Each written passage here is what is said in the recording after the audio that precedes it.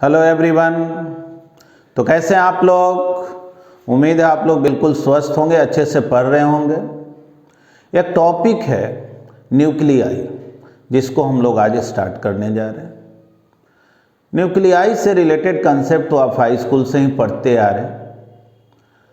इतना आपको निश्चित रूप से जानकारी है कि जो न्यूक्लियस है उसमें प्रोटॉन और न्यूट्रॉन होता है, और जाहिर है प्रोटॉन के पास पॉजिटिव चार्ज होता है, यानी कि जो न्यूक्लियस है वो पॉजिटिवली चार्ज्ड होता है। बिना न्यूट्रॉन के भी न्यूक्लियस पॉसिबल है। जैसे हाइड्रोजन न्यूक्लियस आप देखेंगे तो उसमें केवल एक प्रोटॉन होता है, यानी बिना प्रोटॉन के कोई न्यूक्लियस पॉसिबल नहीं। और वही न्यूक्लियस के चारों ओर इलेक्ट्रॉन जो है ना रिवॉल्व करते रहता है, जिसको हम लोग एटम बोलते हैं। देखो, इलेक्ट्रॉन का जो मास है ना वो बहुत ही कम होता है प्रोटॉन और न्यूट्रॉन के कंपैरिजन में, और प्रोटॉन न्यूट्रॉन का मास जो है अप्रॉक्सीमेटली इक्वल होता है। तो हम लोग बोलते हैं कि एटम का जो टोटल मास है बहुत हद तक कहाँ कंसेंट्रेटेड है? न्यूक्लियस में। यानी जो इलेक्ट्रॉन का मास है ना वो एक तरह से हम लोग उसके कंपैरिजन में वो इतना कम होता है कि उसको एक तरह से निगलेक्ट कर देते हैं और बोलते हैं most of the mass of the atoms are concentrated into the nucleus. तो न्यूक्लियस को डिफाइंड कैसे करें? तो देखो, न्यूक्लियस का बहुत अच्छा डिफिनीशन है कि entire positive charge and most of the mass of the atom are concentrated into very small volume called nucleus। ठीक ना, ये एकदम बहुत कंप्लीट डिफिनीशन है। जैसे आपसे जब वेरी शॉर्ट क्वेश्चन पूछा जाए तो उस समय ये भी पूछ दिया जाता है ना, न्यूक्लियस को डिफाइन करो। तो न्यूक्लियस को आप इससे बेहतर क्या डिफाइन कर सकते हैं? फिर एक लाइन और लिख दिए हैं, small number of electron revolves around it. Electron जो है ना इसके चारों ओर चक्कर लगाता है। यानी एक देखो, अगर हम लोग बात करें हाइड्रोजन एटम का ही, इलेक्ट्रॉन जो है ना इसके चारों ओर चक्कर लगाते रहता है। तो इस पूरे को मिला के क्या बोलेंगे? एटम। और ये हो गया न्यूक्लियस। देखो, एटम का जो साइज है ना उसके तुलना में न्यूक्लियस का साइज बहुत ही कम है। कुछ ऐसे सोच सकते हो कि जैसे एक बड़ा सा ग्राउंड है फुटबॉल का या क्रिकेट का, राउंड शेप में लो। अगर वो एटम है तो उसमें जो बॉल क्रिकेट के लिए यूज किया जा रहा है खेलने के लिए, समझो वो न्यूक्लियस है, शायद उससे भी कम। ठीक ना? तो जहां तक सवाल है रेडियस ऑफ एटम का, रेडियस ऑफ एटम का या रेडियस ऑफ न्यूक्लियस का,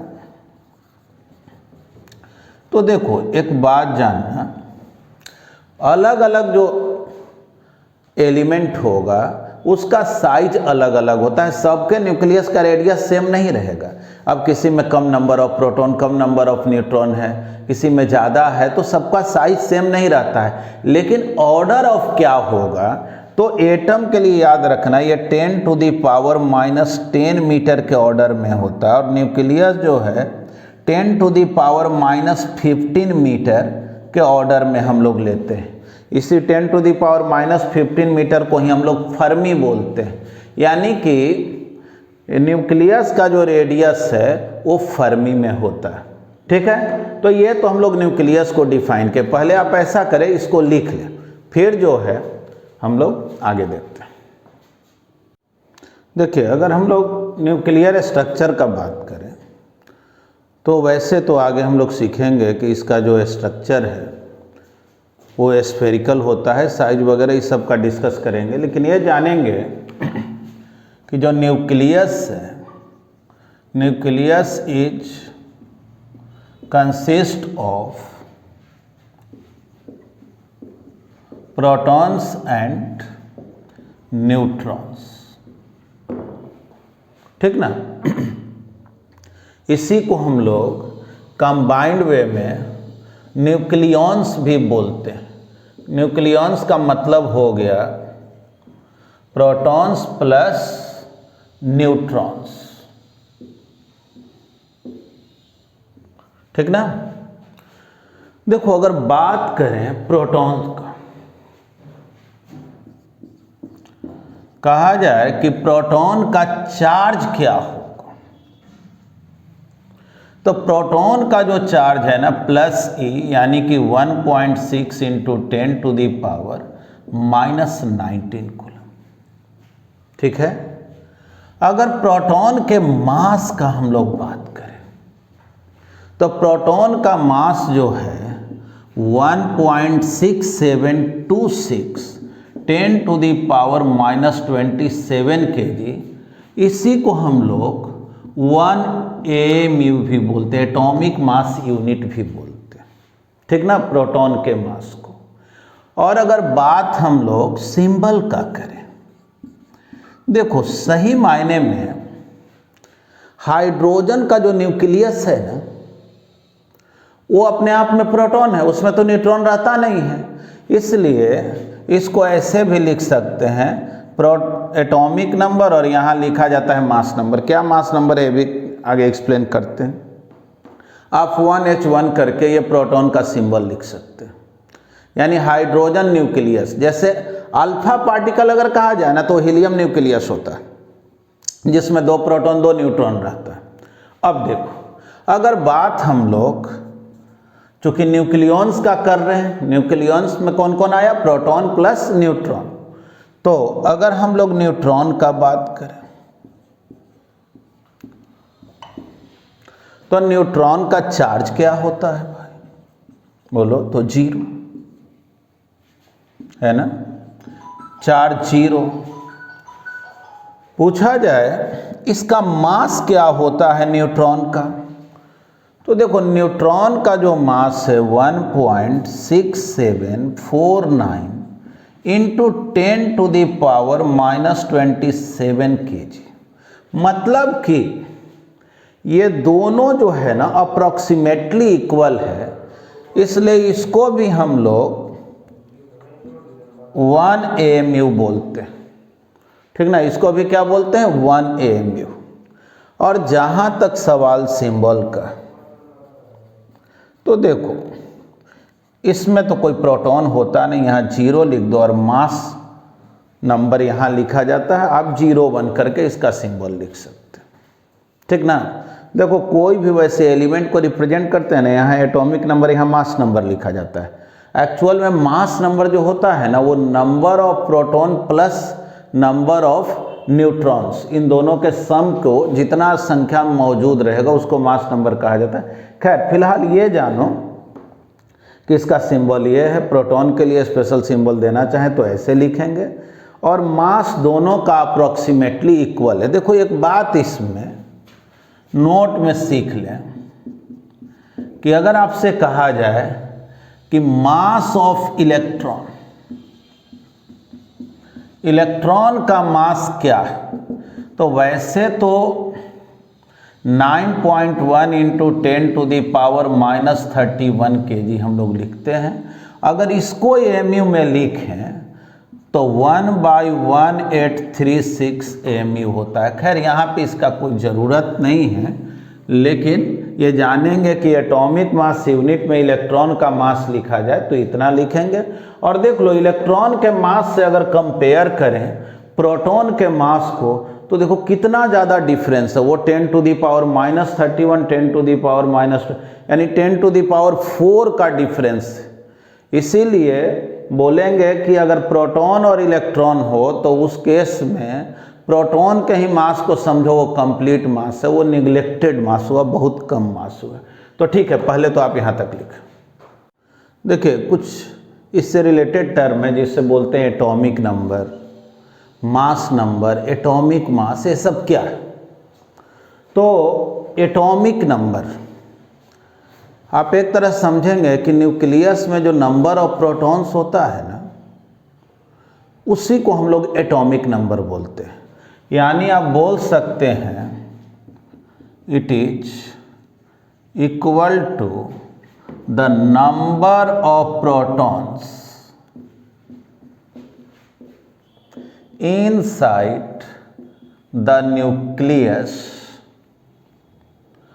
of एन एटम और आयंस जो भी कहिए, यानी कि एटॉमिक नंबर जो टर्म दिया हुआ रहे तो समझ लीजिएगा उसमें नंबर ऑफ प्रोटॉन दिया हुआ, ठीक है। और जाहिर है अगर चार्ज पूछा जाए तो नंबर ऑफ प्रोटॉन मालूम है तो एक प्रोटॉन का कितना चार्ज होता है उससे मल्टीप्लाई कर देंगे। अब चलिए, ये बात तो हुआ एटॉमिक नंबर का। एटॉमिक नंबर को हम लोग जेड से डिनोट करते हैं। अब आइए, अगर कोई पूछे मास नंबर क्या है,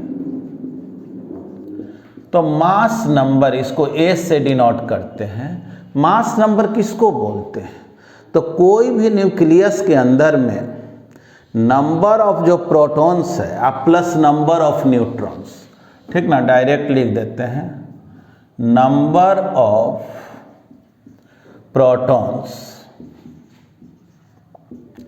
प्लस नंबर ऑफ न्यूट्रॉन्स, इसी को हम लोग बोलते हैं मास नंबर और इसको डिनोट करते हैं ए से। और आप जान रहे हैं कि एटम का मोस्ट ऑफ द मास जो है वो न्यूक्लियस में कंसंट्रेटेड है। तो अगर एटॉमिक मास कहा जाए ना, एटॉमिक मास क्या है, तो एटॉमिक मास को हम लोग कैसे डिफाइन करेंगे?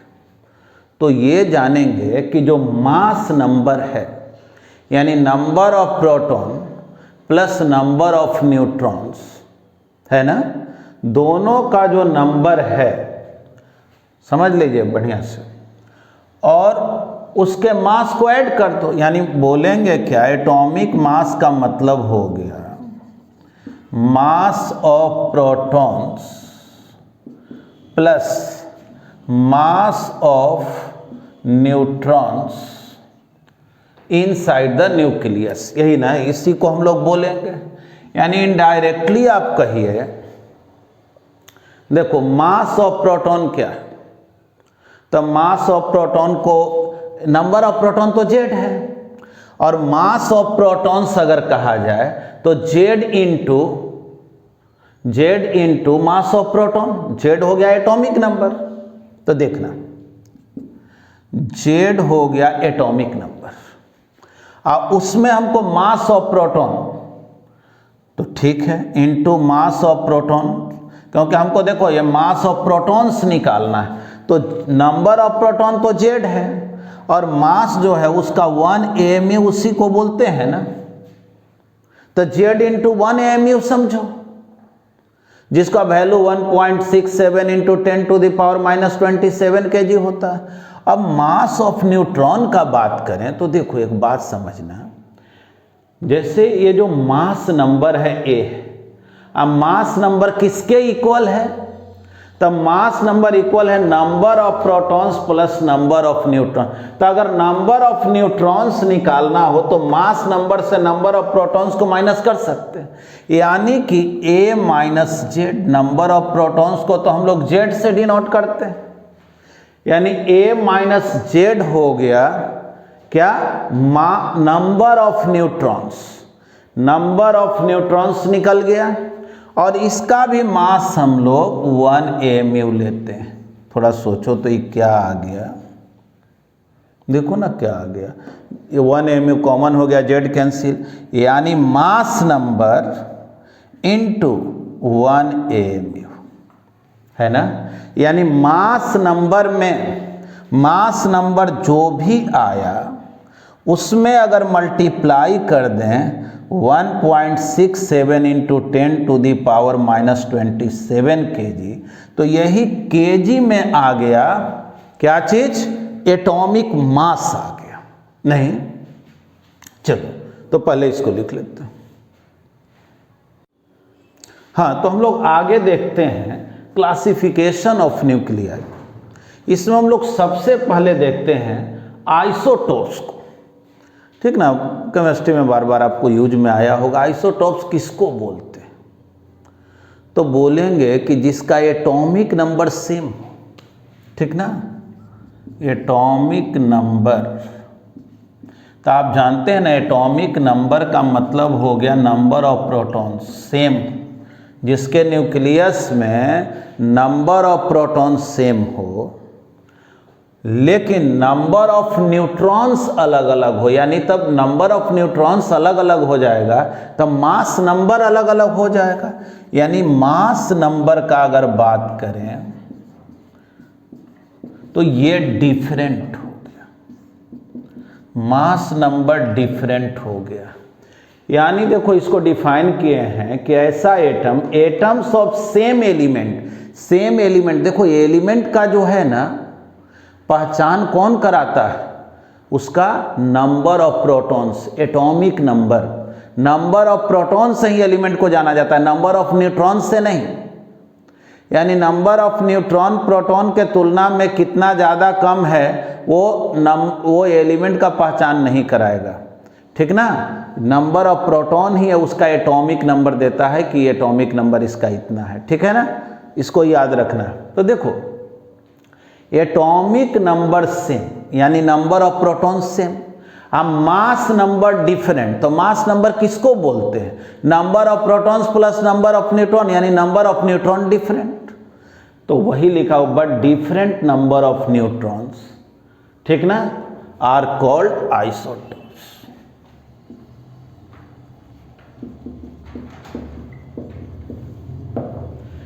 अब एग्जाम्पल के लिए आप देख सकते हैं, जैसे हम लोग ऐसे लिख दे क्लोरीन 1735, देखो ये है एटॉमिक नंबर और यहाँ पे लिखे हम लोग मास नंबर।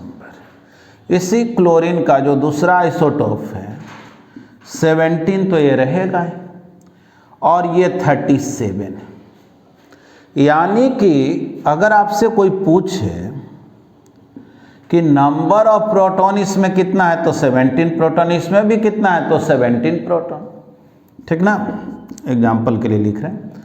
लेकिन नंबर ऑफ न्यूट्रॉन कितना, तो नंबर ऑफ न्यूट्रॉन इसमें कितना हो गया 18, है ना, क्योंकि न्यूट्रॉन और प्रोटॉन को ऐड करते हैं तो मास नंबर आता है, तो 35 माइनस 17 18 और इधर हो गया 20। तो इसको ये एग्जाम्पल हो गया आइसोटोप्स का। इसी तरह से बहुत एग्जाम्पल हाइड्रोजन में भी हो सकता है, ठीक ना। जैसे मान लो बोले 1H1 1H2, देखो ये अब जैसे इसमें मास नंबर 2 है और एटॉमिक नंबर 1 यानी नंबर ऑफ प्रोटॉन 1, इसमें न्यूट्रॉन अगर 1 प्रोटॉन है और 0 न्यूट्रॉन, इसमें जो है 1 प्रोटॉन है वो 1 न्यूट्रॉन है ना, तो ये भी हो गया आइसोटोप। तो चलिए पहले इसको लिखें। आइए अब हम लोग आगे देखते हैं आइसोबार्स क्या। देखिए जैसे आइसोटोप में क्या पढ़े, atomic number same mass number different, इसमें उसी को उल्टा कर दीजिए, इसमें बोलेंगे एटॉमिक नंबर डिफरेंट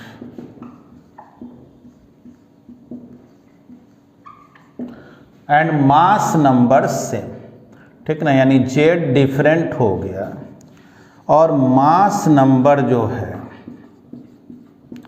वो सेम हो गया।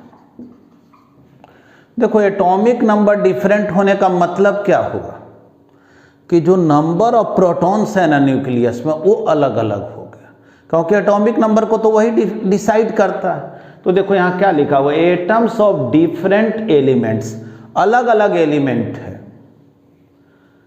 whose nuclei have same number of nucleons, मतलब न्यूक्लियंस जो है, न्यूक्लियंस किसको बोलते हैं, प्रोटॉन प्लस न्यूट्रॉन को न्यूक्लियंस बोलते हैं। तो सेम नंबर ऑफ न्यूक्लियंस है but different number of neutrons and protons. अब एग्जाम्पल के लिए हम लोग देखें तो जैसे कार्बन है, ठीक ना, एटॉमिक नंबर उसका 6 यानी 6 प्रोटॉन है, मास नंबर सपोज करो एक केस में 14। नाइट्रोजन है, एटॉमिक नंबर जो है 7 प्रोटॉन उसमें है और मास नंबर उसका भी 14। देखो दोनों का जो है ना मास नंबर सेम, लेकिन एटॉमिक नंबर डिफरेंट है। तो देखो यही एटॉमिक नंबर यानी नंबर ऑफ प्रोटॉन ही ना एलिमेंट को डिसाइड करता है। तो देखो जैसे ही बोला गया ना atoms of different elements, different element तभी हो सकता है जब नंबर ऑफ प्रोटॉन्स डिफरेंट हो उसके न्यूक्लियस। यानी कि ये कार्बन है, ये नाइट्रोजन, दोनों में मास नंबर सेम होने के बावजूद भी दोनों दो डिफरेंट एलिमेंट है, क्योंकि नंबर ऑफ प्रोटॉन्स अलग अलग है। अब अगर नंबर ऑफ न्यूट्रॉन देखें तो जाहिर है इसमें 8 न्यूट्रॉन हो गया, इसमें अगर देखें तो 7 न्यूट्रॉन हो गया, है ना। तो देखो तो दोनों का न्यूट्रॉन भी अलग अलग, प्रोटॉन भी अलग अलग, लेकिन मास नंबर सेम हो गया। तो इसको हम लोग क्या बोलेंगे, आइसोबार्स, ठीक ना, इसको नोट करें। आइए अब हम लोग थर्ड जो है स्टेप में पढ़ते हैं आइसोटोन्स को। आइसोटोन क्या है, तो देखिए हम लोग अभी तक क्या क्या पढ़े, आइसोटोप, आइसोबार। देखो तो चलो यहाँ लिखते हैं आइसोटॉप्स। इसमें क्या पढ़े जी, Z same, mass number different, है ना। आइसोबार्स में हम लोग क्या पढ़े, तो आइसोबार्स में हम लोग पढ़े जेड डिफरेंट और मास नंबर सेम, यही ना। अब आइसोटोन में क्या होगा, तो हम लोग बोलते हैं ना कि ऐसा न्यूक्लियस जिसमें नंबर ऑफ न्यूट्रॉन सेम, यानी कि नंबर ऑफ न्यूट्रॉन यानी एटॉमिक नंबर सेम नहीं हो, एटॉमिक नंबर जो है, एटॉमिक नंबर यानी नंबर ऑफ प्रोटॉन, ये डिफरेंट होना चाहिए, अलग अलग। अगर बोला जाए मास नंबर तो बोलेंगे मास नंबर भी जो है ना वो डिफरेंट होना चाहिए। एटॉमिक नंबर भी अलग, मास नंबर भी अलग। नंबर ऑफ न्यूट्रॉन्स जो है, नंबर ऑफ न्यूट्रॉन्स जो कि A माइनस जेड होता है, ये क्या होना चाहिए, तो ये सेम होना चाहिए, यही ना। जैसे एग्जाम्पल के लिए, जैसे कार्बन एटॉमिक नंबर 6 यानी 6 प्रोटॉन और मास नंबर 14, और अगर हम लोग ऑक्सीजन लें एटॉमिक नंबर 8, मास नंबर 16, तो 8 प्रोटॉन है। नंबर ऑफ न्यूट्रॉन देखो तो इसमें कितना होगा, इन दोनों का डिफरेंस ना, तो 8 न्यूट्रॉन्स इसमें और 8 न्यूट्रॉन इसमें, तो देखो तो इन दोनों को हम लोग क्या बोलेंगे, आइसोटोन्स बोलेंगे। समझ गए, यानी आइसोटोन्स का अगर बात हो तो मेन यही याद रखना है कि जेड डिफरेंट, मास नंबर डिफरेंट और A माइनस जेड यानी नंबर ऑफ प्रोटॉन, ये क्या होना चाहिए, सेम। बस ये तीनों जो है क्लासिफिकेशन है न्यूक्लियाई का, मतलब न्यूक्लियस कितने तरह का होगा और उसमें जो हम लोग डिफाइंड किए हुए हैं वो सब क्या नाम दिए हैं, क्या क्या, आइसोटोप्स, आइसोबार्स एंड आइसोटोन्स, ठीक ना। तो चलिए इसको लिखें। देखिए न्यूक्लियस का जो स्ट्रक्चर है उसमें 3 चीज़ को हम लोगों को एक्सप्लेन करना है, shape, size and density of nucleus, ठीक ना। समझ लो इसके हम लोग स्ट्रक्चर से रिलेटेड डिस्कशन कर रहे हैं। तो देखो शेप में तो बहुत दिमाग लगाने की ज़रूरत नहीं है, समझ लो ऑलमोस्ट स्फेरिकल शेप, ठीक ना। Almost spherical shape of radius in the order of 10 to the power -15 metre. वो आगे साइज का बात करेंगे तो वो समझ में आएगा।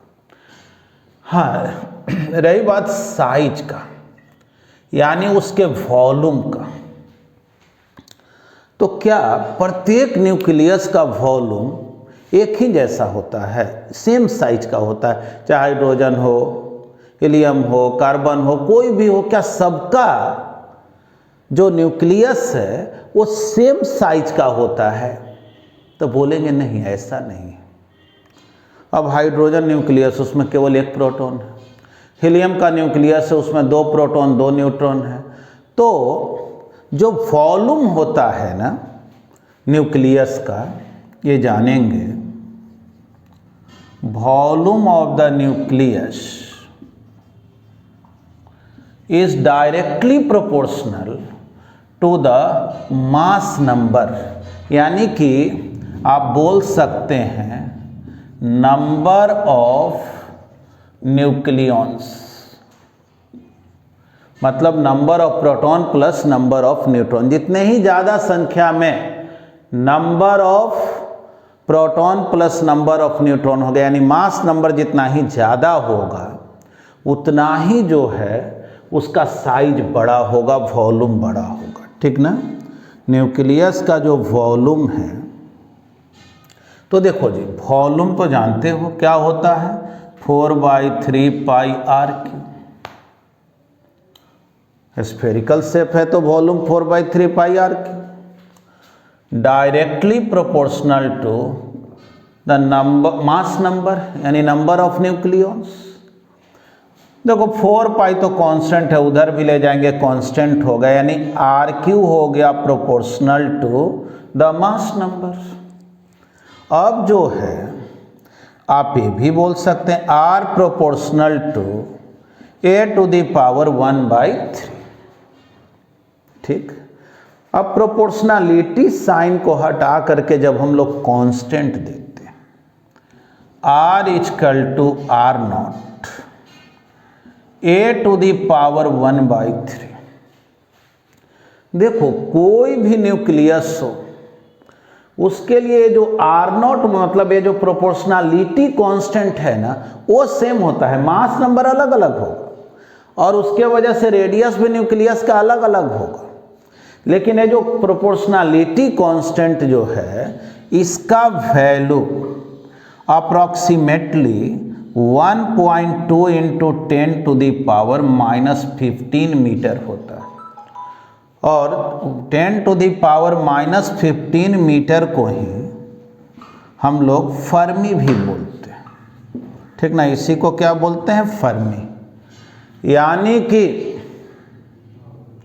अगर आप न्यूक्लियस के रेडियस को फर्मी में लिखना चाहते हैं, ठीक ना, रेडियस ऑफ द न्यूक्लियस, ठीक ना। वैसे तो रेडियस ऑफ द न्यूक्लियस हो गया, जैसे r0 हम लोग लिखे, r0 का वैल्यू कितना लिख दिए, देखो 1.2 × 10⁻⁻15 r0 a⁻⁴।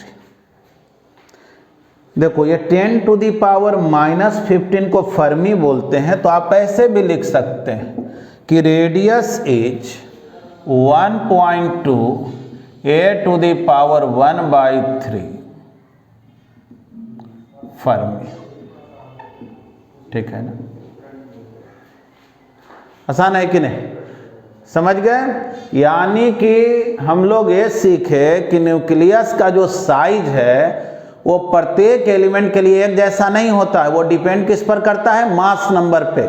और कोई भी न्यूक्लियस का अगर रेडियस निकालना हो तो उसके लिए हम लोग फॉर्मूला क्या देंगे, तो बोलेंगे r = 1.2 into mass number to the power 1/3 fermi. और अगर हम लोग फर्मी में ना लिख करके मीटर में लिखेंगे तो मीटर में ये वैल्यू लिखेंगे। चलिए अब हम लोग आगे जो है सीखेंगे डेंसिटी के बारे में, तब तक इसको नोट करें।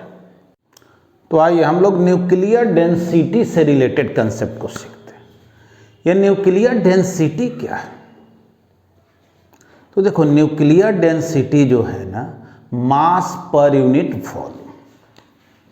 न्यूक्लियर डेंसिटी क्या है, मास of the nucleus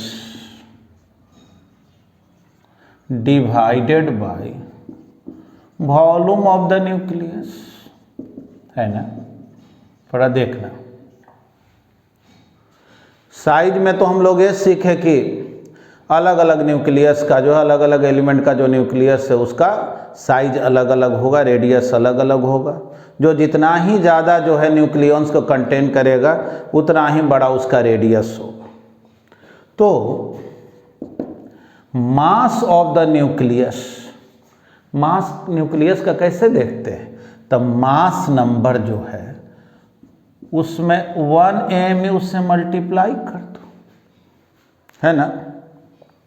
mass number में 1.67 इंटू 10⁻⁻27 kg से मल्टीप्लाई कर दो, divided by volume of the nucleus, तो 4/3 पाई r3। और अभी आप पढ़े हैं कि रेडियस जो न्यूक्लियस का होता है r = r0 a to the power, यानी कि मास नंबर पे पावर 1/3, है ना। तो देखो, तो अगर r के जगह वैल्यू रखें, देखो ये 1 AMU divided by 4/3 pi r3, तो r0 a to the power 1/3 power cube. तो देखो, तो डेंसिटी क्या हो गया, a into 1 AMU divided by, नीचे क्या हुआ 4/3 पाई r0 का क्यूब इंटू ए। देखो a पे पावर 1/3 और यहाँ क्यूब है तो a हो गया। देखो, तो यहाँ मास नंबर कैंसिल हो गया ना, यानी डेंसिटी आ गया 1 AMU यानी 1.67 10⁻⁻27 kg डिवाइडेड बाई 4/3 पाई, और r0 का वैल्यू अभी सीखा था 1.2 इंटू 10⁻⁻15 मीटर होता है, उसका क्यूब। ये तो गायब ही हो गया, ठीक ना। जब इसको हम लोग सॉल्व करते हैं ना, ये अप्रॉक्सीमेटली आता है 2 इंटू 10⁻17 kg पर मीटर क्यूब। थोड़ा वैल्यू देखो, एक तो पहले ये समझो कि डेंसिटी को जो है ना टाइप ऑफ न्यूक्लियस से कोई मतलब नहीं है, मास नंबर से कोई मतलब नहीं है। मास नंबर ज़्यादा हो, ये कट जा रहा है ना, it is independent of mass number, यानी कोई भी न्यूक्लियस हो सबका डेंसिटी सेम होता है, ठीक ना। हाइड्रोजन न्यूक्लियस हो, हीलियम हो, लिथियम हो, सबका जो है ना डेंसिटी सेम होता है, साइज अलग अलग होता है, नंबर ऑफ न्यूक्लियॉन्स अलग अलग होता है, डेंसिटी सबका सेम होता है। ये तो याद रहेगा। और ये भी थोड़ा देखो ना, वैल्यू क्या है। अगर कंपेयर करो एयर का डेंसिटी, नाइट्रोजन का डेंसिटी, वाटर का डेंसिटी, उससे अगर तुलना करो तो बहुत ज़्यादा है।